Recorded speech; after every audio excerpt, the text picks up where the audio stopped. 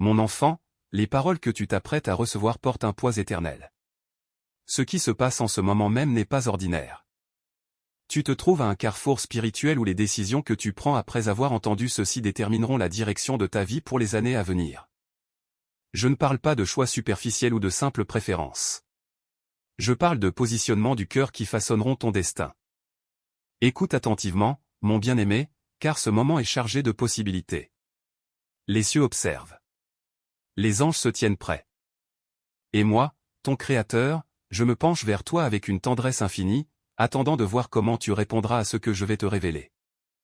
Car ma parole déclare dans le livre de Josué que j'ai placé devant toi la vie et la mort, la bénédiction et la malédiction, et que tu dois choisir. Ce choix t'appartient, mon enfant chéri. Je ne te force jamais. Je te guide, je t'éclaire, je te conseille, mais la décision finale demeure entre tes mains. Et c'est précisément cette liberté qui donne tant de valeur à ton choix.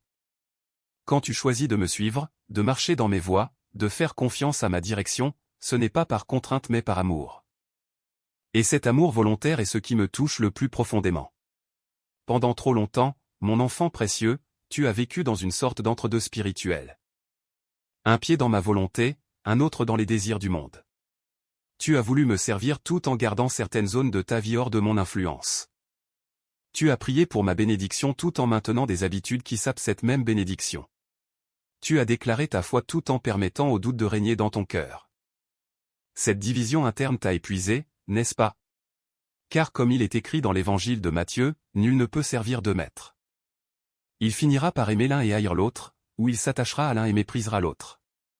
Cette vérité que mon fils a enseignée il y a 2000 ans demeure aussi pertinente aujourd'hui. Tu ne peux pas avoir un pied dans deux royaumes opposés et t'attendre à trouver la paix. Tu ne peux pas poursuivre deux directions contradictoires et espérer arriver quelque part. Il est temps, mon bien-aimé, de choisir pleinement. De t'engager totalement. De dire oui à ma volonté sans réserve ni condition. Ce choix que je place devant toi maintenant n'est pas nouveau. Je l'ai placé devant toi auparavant. Mais cette fois-ci, mon enfant, c'est différent. Cette fois-ci, tu comprends mieux les enjeux. Tu as vu où mène le chemin de l'indécision. Tu as goûté l'amertume du compromis. Tu as ressenti l'épuisement de la division intérieure. Et maintenant, enrichi par ces expériences, tu es mieux équipé pour faire le bon choix. Le choix qui mène à la vie abondante que je désire ardemment te donner. Laisse-moi te parler de quelque chose de fondamental, mon enfant chéri. Ta décision après avoir entendu mes paroles révèle ce que tu crois vraiment à mon sujet. Tu peux dire que tu as foi en moi, tu peux chanter des louanges, tu peux réciter des prières. Mais c'est dans tes choix que ta foi authentique se manifeste. Car comme l'apôtre Jacques l'a écrit avec tant de clarté, la foi sans les œuvres est morte. Elle est stérile, sans vie, inutile. Une foi véritable, mon bien-aimé, produit toujours une action correspondante. Si tu crois vraiment que je suis qui je dis être, si tu crois que mes promesses sont véridiques, si tu crois que mon chemin est le meilleur, alors tes décisions refléteront cette conviction. Tu agiras en conséquence. Tu marcheras dans l'obéissance. Tu feras confiance même quand c'est difficile. Et c'est ce niveau de foi que je recherche chez mes enfants. Pas une foi théorique qui reste confinée dans les pensées. Mais une foi vivante, active, qui se traduit dans chaque domaine de ta vie. Dans tes relations, dans tes finances, dans ton travail, dans tes loisirs, dans tes paroles, dans tes pensées. Une foi qui imprègne tout ton être et transforme ta manière de vivre. Mon enfant précieux, permets-moi de te rappeler l'histoire du peuple d'Israël au bord du Jourdain. Pendant 40 années, ils avaient erré dans le désert. Une génération entière avait péri à cause de son incrédulité et de sa désobéissance. Maintenant, leurs enfants se tenaient au seuil de la terre promise. Devant eux coulait le fleuve.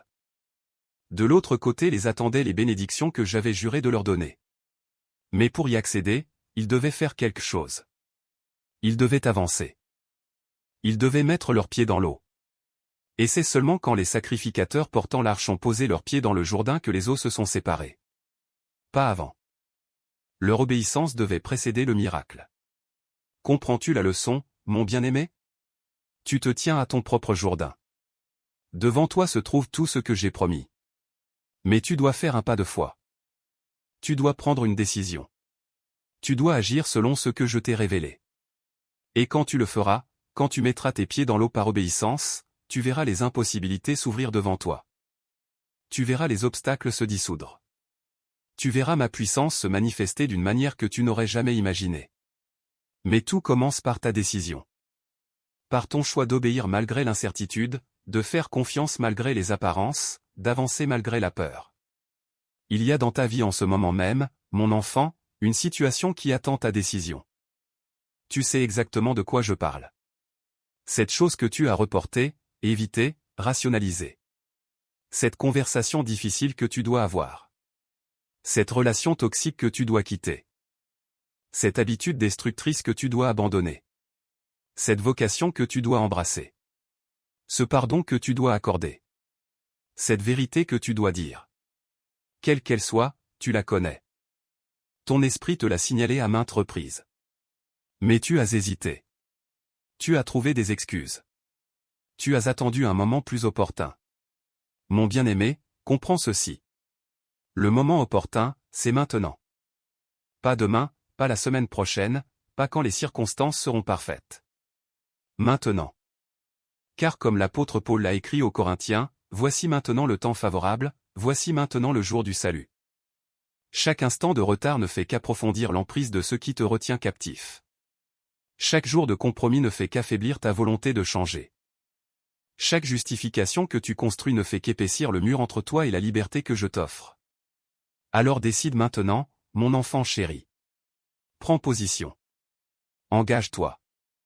Et laisse-moi faire le reste. Je veux te parler de la puissance de la décision consacrée, mon bien-aimé. Quand tu prends une décision alignée avec ma volonté et que tu la consacres à moi, elle devient plus qu'un simple choix humain. Elle devient un acte spirituel qui libère ma puissance dans ta situation. Regarde l'exemple de Daniel.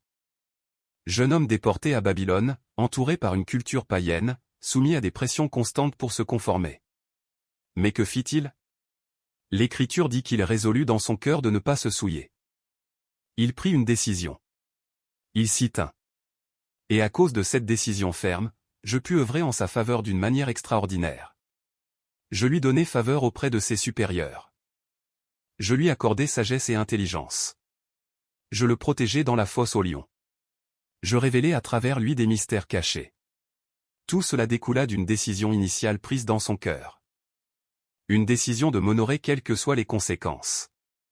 Toi aussi, mon enfant, tu peux expérimenter cette même puissance.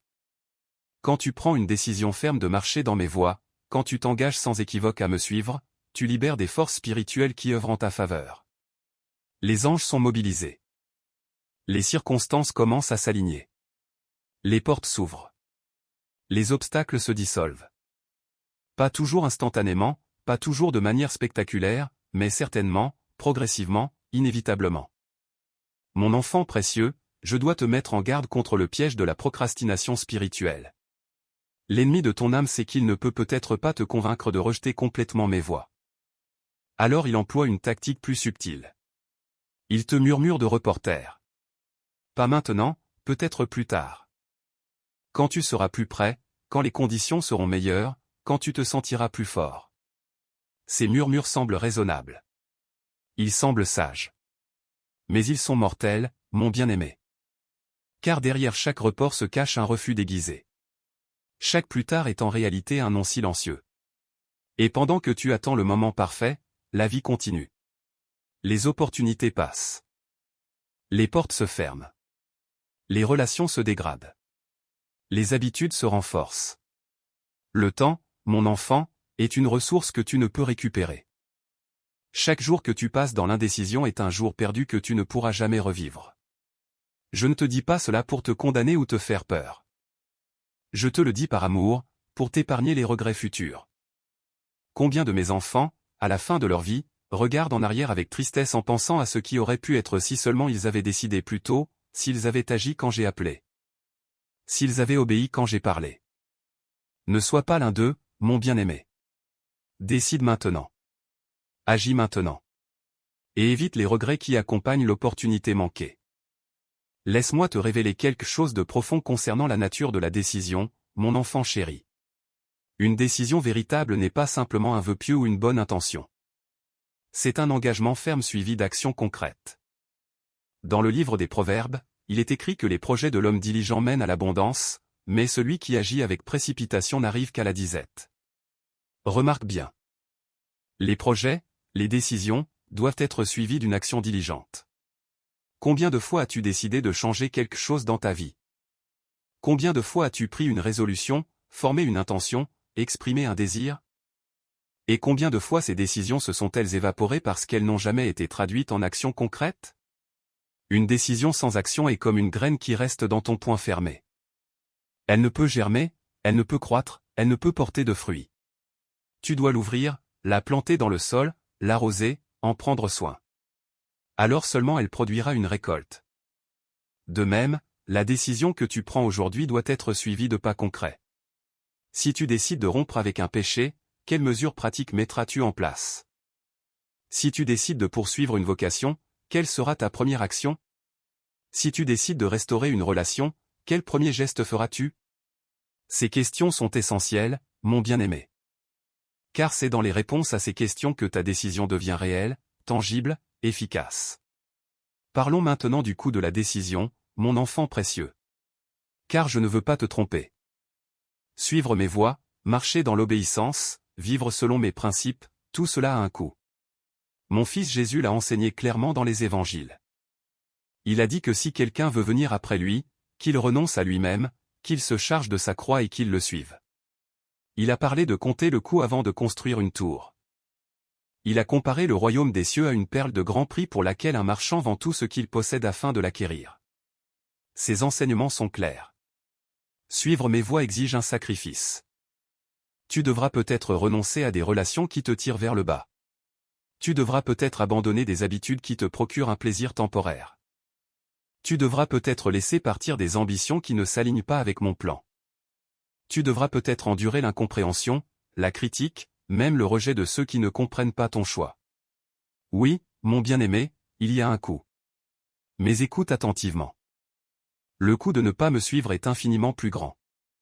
Le coût de vivre dans le compromis, de t'accrocher au péché, de poursuivre tes propres voies, ce coût se paie en paix perdue, en joie volée, en potentiel gaspillé. En années passées dans le désert de l'insatisfaction.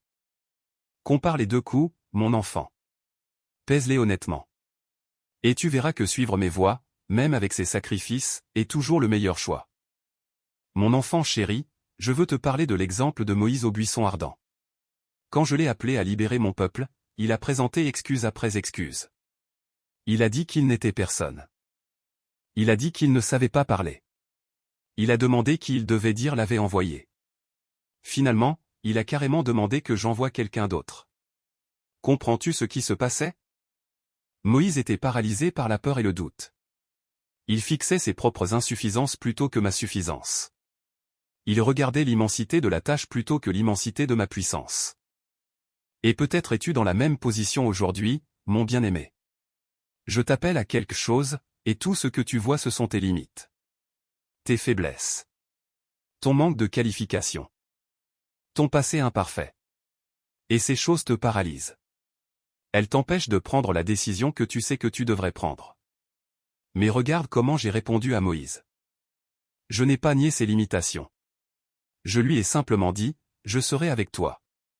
Et c'était suffisant. Ma présence était la réponse à toutes ses objections. Et il en est de même pour toi, mon enfant précieux. Tu n'as pas besoin d'être parfait pour me suivre. Tu n'as pas besoin d'être pleinement qualifié pour obéir. Tu as simplement besoin de décider, et je fournirai tout ce qui manque. Ma grâce est suffisante. Ma force s'accomplit dans ta faiblesse.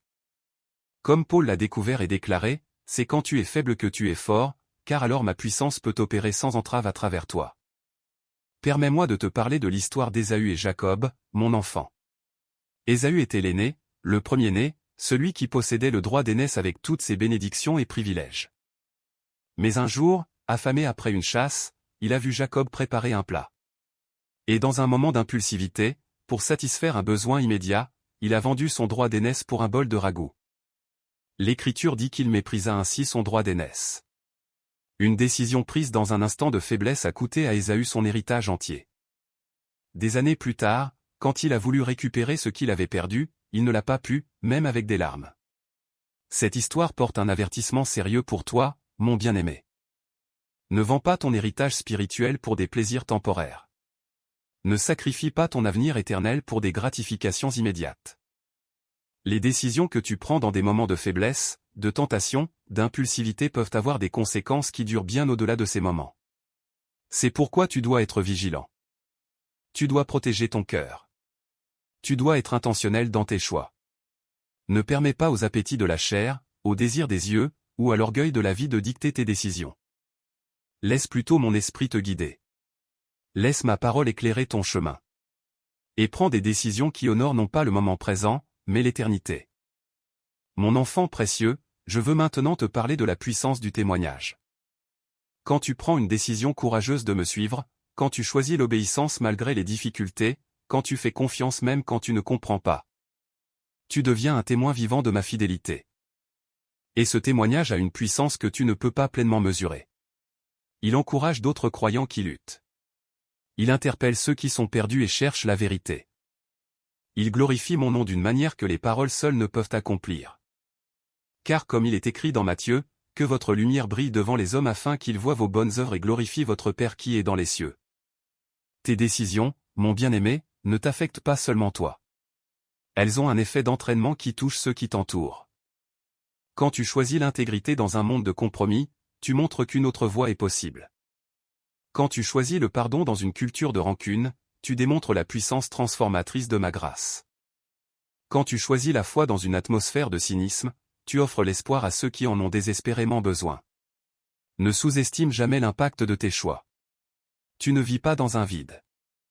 Ta vie est observée. Tes décisions parlent. Et à travers elles, je peux atteindre des cœurs que mes paroles seules ne toucheraient peut-être jamais.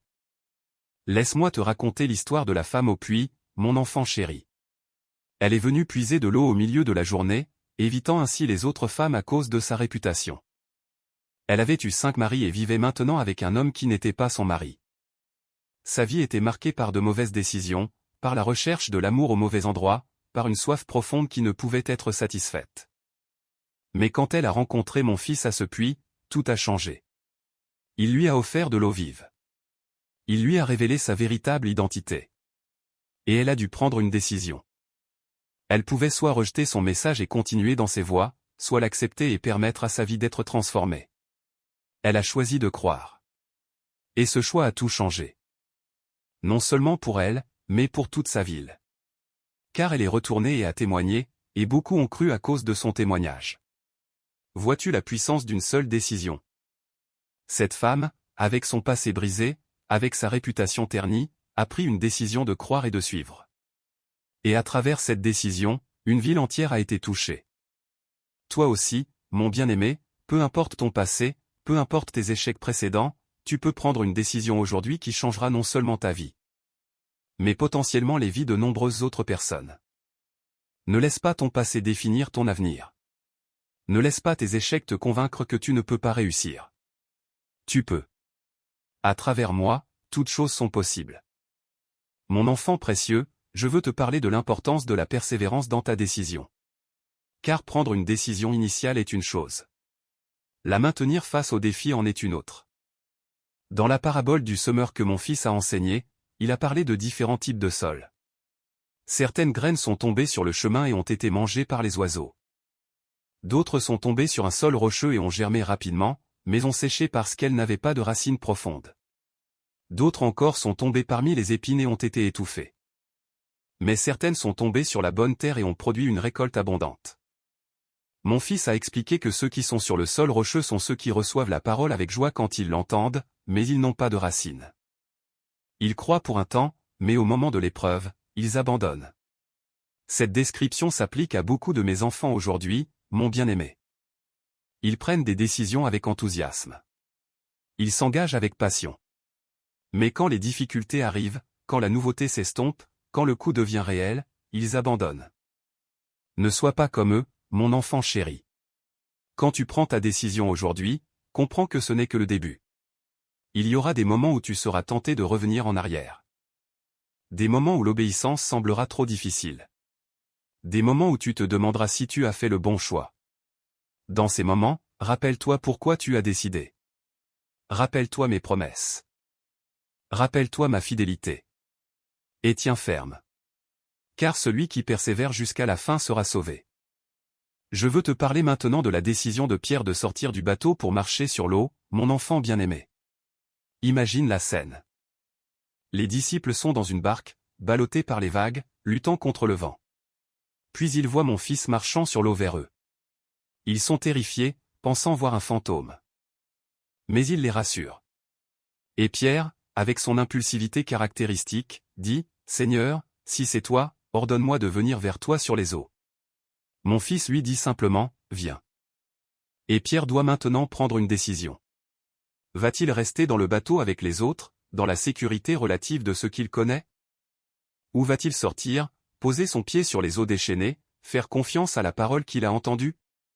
Il décide de sortir. Et pour un temps, il marche sur l'eau. Il fait l'impossible. Puis il regarde les vagues, il sent le vent, la peur s'empare de lui, et il commence à couler. Mon fils le rattrape et lui demande, « Pourquoi as-tu douté ?» Il y a plusieurs leçons importantes ici pour toi, mon bien-aimé. Premièrement, les grandes choses nécessitent que tu sortes de ta zone de confort. Si Pierre était resté dans le bateau, il n'aurait jamais marché sur l'eau. Deuxièmement, l'obéissance à ma parole te permet de faire l'impossible. Pierre n'avait aucune capacité naturelle à marcher sur l'eau, mais ma parole lui en a donné le pouvoir. Troisièmement, tu dois garder les yeux fixés sur moi, pas sur les circonstances. Quand Pierre a regardé les vagues plutôt que mon fils, il a coulé. Et enfin, même si tu trébuches, je suis là pour te rattraper. Pierre a commencé à couler, mais mon fils ne l'a pas laissé se noyer. De même, quand tu prends ta décision de me suivre et que tu sors du bateau, tu peux être certain que je te soutiendrai. Mon enfant précieux, je veux maintenant aborder la question du timing. Car certains de mes enfants reportent leurs décisions parce qu'ils attendent le timing parfait. Ils veulent que toutes les conditions soient idéales avant de s'engager. Mais comprends ceci, mon bien-aimé. Le timing parfait n'existe pas dans le sens où ils l'imaginent. Il y aura toujours des raisons de reporter. Toujours des obstacles à surmonter. Toujours des incertitudes à affronter. Si tu attends que tout soit parfait, tu attendras toute ta vie. Le bon timing, c'est quand mon esprit te pousse à agir. C'est quand ma parole t'appelle à obéir. C'est maintenant, dans ce moment présent où tu entends ma voix. Dans le livre des Hébreux, il est écrit, « Aujourd'hui, si vous entendez ma voix, n'endurcissez pas vos cœurs. » Pas demain. Pas la semaine prochaine. Aujourd'hui. Car demain n'est jamais garanti, mon enfant. Comme il est écrit dans Jacques, vous qui dites, « Aujourd'hui ou demain nous irons dans telle ville, nous y passerons une année, nous ferons des affaires et nous gagnerons. » Vous qui ne savez pas ce qui arrivera demain. Car qu'est-ce que votre vie? Vous êtes une vapeur qui paraît pour un peu de temps et qui ensuite disparaît. La vie est fragile. Le temps est court. Les opportunités sont passagères. Alors quand je t'appelle à prendre une décision, ne la reporte pas. Ne cherche pas d'excuses. Réponds simplement, « Me voici, Seigneur, ta volonté soit faite. » C'est la réponse qui ouvre les portes du ciel et libère ma puissance dans ta situation. Laisse-moi te parler de l'histoire de Lot et de sa femme, mon enfant chéri. Quand j'ai décidé de détruire Sodome et Gomorrhe à cause de leur méchanceté, j'ai envoyé des anges pour faire sortir Lot et sa famille. Les instructions étaient claires. Fuyez pour sauver votre vie. Ne regardez pas derrière vous. Ne vous arrêtez pas dans toute la plaine. Fuyez vers la montagne. Des instructions simples et directes. Mais la femme de Lot a regardé en arrière, et elle est devenue une statue de sel. Pourquoi a-t-elle regardé en arrière? Peut-être était-elle attachée à ce qu'elle laissait derrière. Peut-être regrettait-elle sa maison, ses possessions, son ancienne vie. Peut-être ne croyait-elle pas vraiment que le jugement allait venir. Quelle que soit la raison, son incapacité à obéir pleinement a eu des conséquences tragiques. Mon fils a mentionné cette histoire en disant, « Souvenez-vous de la femme de Lot. » Pourquoi? Pour nous avertir contre le regard en arrière quand nous avons pris la décision d'avancer. Quand tu décides de me suivre, mon bien-aimé, tu dois le faire pleinement, sans te retourner avec nostalgie vers ce que tu as laissé. Car comme mon fils l'a aussi dit, quiconque met la main à la charrue et regarde en arrière n'est pas fait pour le royaume de Dieu. La décision de me suivre exige une rupture nette avec l'ancienne manière de vivre. Pas un pied dans chaque monde, mais un engagement total vers la nouvelle vie que je t'offre. C'est seulement dans cet engagement total que tu trouveras la plénitude et la joie que tu cherches. Mon enfant précieux, je veux te parler de la récompense qui attend ceux qui prennent de bonnes décisions. Car je ne veux pas que tu penses que suivre mes voies est seulement un sacrifice sans aucun bénéfice. Au contraire, comme il est écrit dans les psaumes, goûtez et voyez combien l'Éternel est bon, heureux l'homme qui cherche en lui son refuge. Ou comme mon fils l'a dit dans l'évangile de Jean, je suis venu afin que mes brebis aient la vie et qu'elle l'ait en abondance. Mes voies, mon bien-aimé, mènent à la vie véritable. Pas seulement à l'existence, mais à la vie dans toute sa plénitude. À la paix qui surpasse toute intelligence. À la joie qui demeure même dans les épreuves.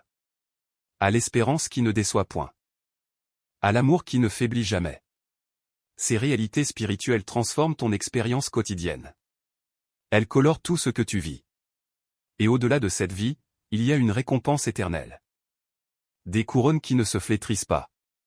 Des trésors dans les cieux qui ne peuvent être volés ou détruits. L'approbation divine, entends ces paroles, c'est bien, bon et fidèle serviteur. Ces récompenses ne sont pas gagnées par les œuvres, mais elles sont données à ceux qui ont choisi de marcher fidèlement avec moi.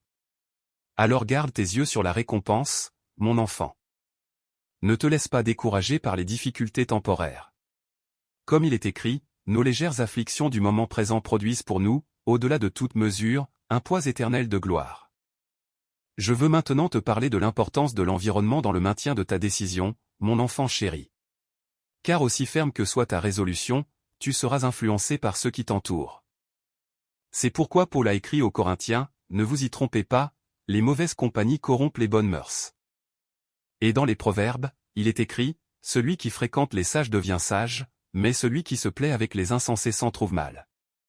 Ces vérités sont intemporelles, mon bien-aimé. Les personnes avec lesquelles tu passes du temps, les conversations que tu as, les médias que tu consommes, tout cela façonne ta pensée et influence tes décisions.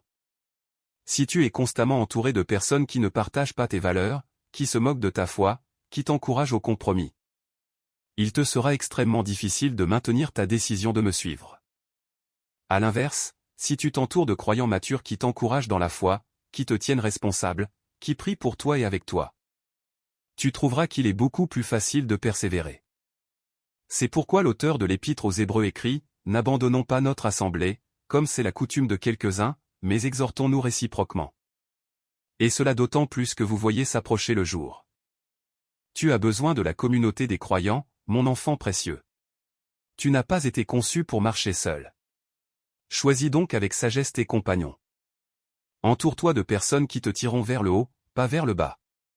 Mon bien-aimé, laisse-moi te parler maintenant de la décision de David face à Goliath. Souviens-toi de la scène.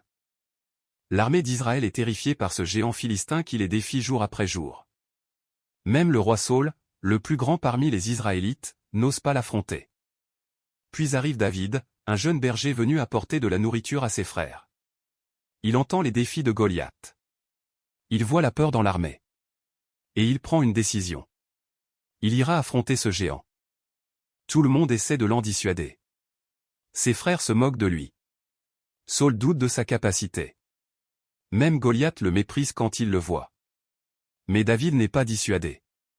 Pourquoi? Parce qu'il ne compte pas sur sa propre force. Il dit à Goliath, « Tu marches contre moi avec l'épée, la lance et le javelot, mais moi, je marche contre toi au nom de l'Éternel des armées. » David avait une confiance totale que je combattrais pour lui. Et à cause de cette confiance, il a pris une décision courageuse que personne d'autre n'osait prendre. Et le résultat? Une victoire spectaculaire qui a libéré tout Israël. Mon enfant précieux, tu fais face à tes propres géants. Des peurs qui semblent insurmontables. Des habitudes qui paraissent impossibles à briser. Des situations qui semblent sans espoir. Et comme l'armée d'Israël, tu peux être paralysé par la taille de ces géants. Mais aujourd'hui, je t'appelle à prendre une décision à la manière de David. À avancer avec foi, en sachant que tu ne combats pas dans ta propre force, mais dans la mienne. Et quand tu le feras, tu verras ces géants tomber. Les choses qui t'ont intimidé pendant des années perdront leur pouvoir. Et tu expérimenteras une liberté que tu n'as jamais connue auparavant. Parlons maintenant du rôle de la parole dans ta prise de décision, mon enfant chéri. Car comme il est écrit dans les psaumes, ta parole est une lampe à mes pieds et une lumière sur mon sentier. Ma parole n'est pas simplement un livre d'histoires anciennes. C'est une guidance vivante et active pour ta vie aujourd'hui. Quand tu dois prendre une décision et que tu ne sais pas quelle voie choisir, viens à ma parole. Lis-la. Médite-la.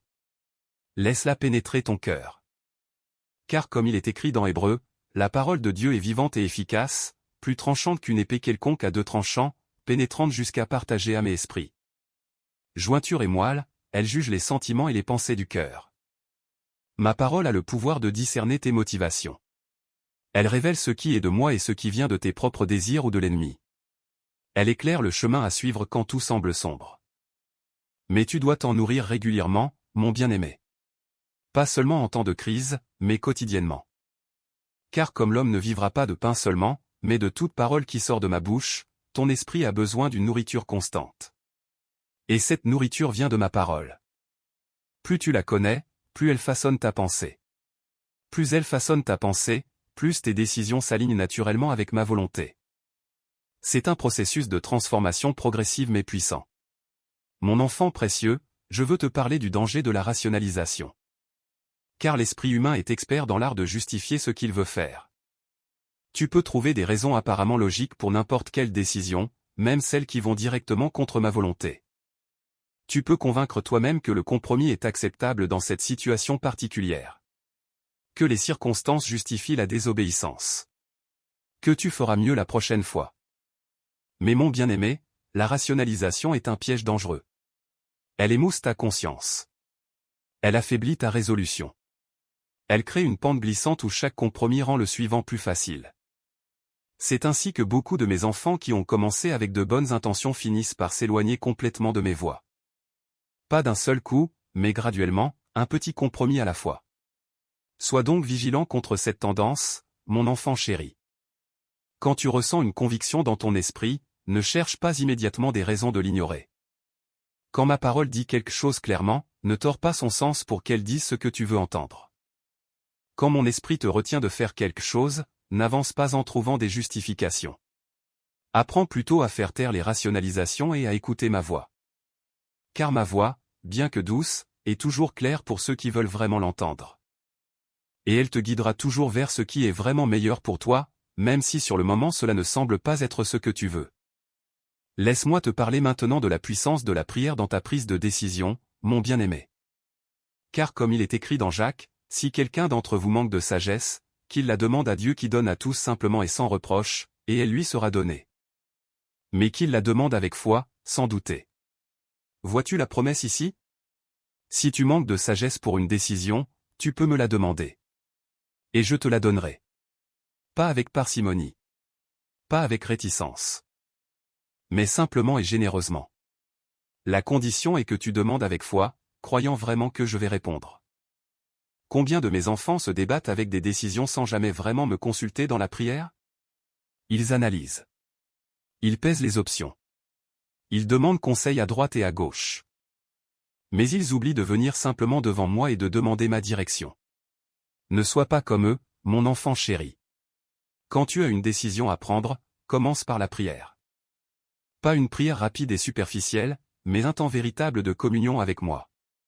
Présente-moi la situation. Expose-moi les options.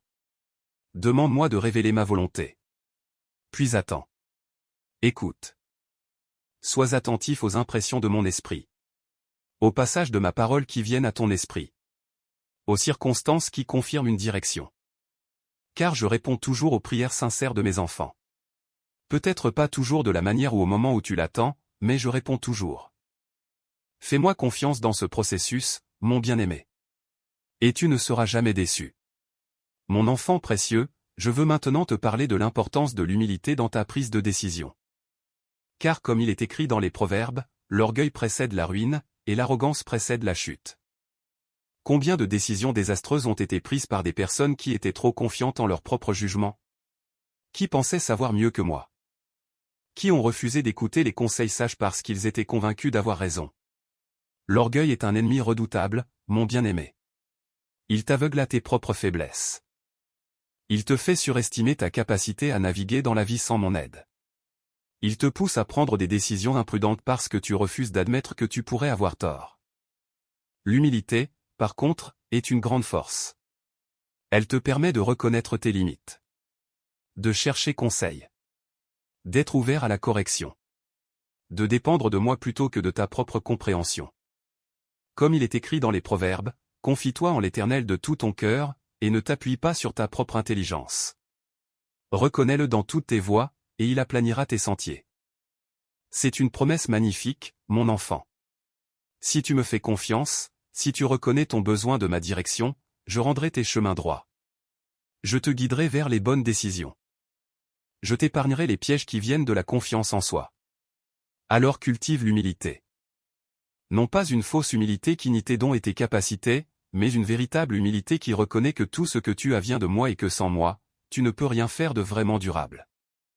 Parlons maintenant du rôle des conseillers sages dans ta prise de décision, mon bien-aimé. Car comme il est écrit dans les Proverbes, les projets échouent faute de délibération, mais ils réussissent quand il y a de nombreux conseillers. Et aussi, celui qui marche avec les sages devient sage. Je t'ai donné une communauté pour une raison, mon enfant chéri. Tu n'es pas censé naviguer dans la vie seul, prenant toutes tes décisions dans l'isolement. Il y a une sagesse collective dans le corps des croyants que tu ne devrais pas négliger. Quand tu as une décision importante à prendre, cherche le conseil de croyants matures. Pas de n'importe qui, mais de personnes qui marchent fidèlement avec moi, qui connaissent ma parole, qui ont démontré de la sagesse dans leur propre vie. Présente-leur ta situation. Écoute leurs perspectives. Pèse leurs conseils. Souvent, ils verront des choses que tu ne vois pas. Ils poseront des questions que tu n'as pas considérées. Ils apporteront une objectivité que tu ne peux avoir quand tu es au milieu de la situation. Mais attention, mon enfant précieux. Cherche des conseillers qui te diront la vérité, pas ce que tu veux entendre. Méfie-toi de ceux qui flattent simplement tes désirs. Comme il est écrit, les blessures d'un ami prouvent sa fidélité, mais les baisers d'un ennemi sont trompeurs. Un vrai conseiller sage te dira parfois des choses difficiles à entendre. Il te défiera. Il te poussera à considérer des angles que tu préférerais éviter. Mais c'est précisément ce dont tu as besoin. Car des décisions sages ne viennent pas toujours du chemin de moindre résistance. Elles viennent souvent de la volonté de faire face à des vérités inconfortables et d'agir en conséquence. Mon enfant bien-aimé, je veux te parler de la paix comme indicateur de ma volonté. Car comme il est écrit dans Colossiens, que la paix de Christ, à laquelle vous avez été appelés pour former un seul corps, règne dans vos cœurs. Ma paix est un don précieux, mais c'est aussi un guide. Quand tu considères différentes options pour une décision, prête attention à ta paix intérieure. Si une option, même si elle semble logique ou attrayante en surface, te laisse troublé, anxieux, agité en profondeur, c'est souvent un signal d'alarme. Mon esprit te signale que quelque chose ne va pas. À l'inverse, quand une option s'accompagne d'une paix profonde et inexplicable, même si elle semble difficile ou contre-intuitive, c'est souvent une confirmation que c'est ma voie. Cette paix n'est pas l'absence de défis ou de peur. Ce n'est pas une assurance que tout sera facile. C'est plutôt une certitude sereine que tu es dans ma volonté, que je suis avec toi, que tout ira bien en fin de compte. Apprends à reconnaître et à faire confiance à cette paix, mon enfant précieux. Elle est l'une des voies les plus fiables de mon esprit. Mais sois attentif. Ne confonds pas la paix avec le confort ou la facilité. Parfois, la voie qui apporte la vraie paix est celle qui exige le plus de courage. Et ne confonds pas l'anxiété temporaire avec le manque de paix. Tu peux être nerveux à propos d'une décision tout en ayant une paix profonde que c'est la bonne. Apprends à discerner la différence. Cela vient avec la pratique et l'intimité avec moi. Laisse-moi maintenant te parler de l'histoire de Joseph, mon enfant chéri. Vendu en esclavage par ses frères jaloux. Faussement accusé par la femme de Potiphar. Jeté en prison alors qu'il était innocent. Oublié par ceux qui l'avaient aidé. Année après année, sa situation semblait aller de mal en pis. Il aurait pu se révolter contre moi. Il aurait pu devenir amer. Il aurait pu abandonner sa foi.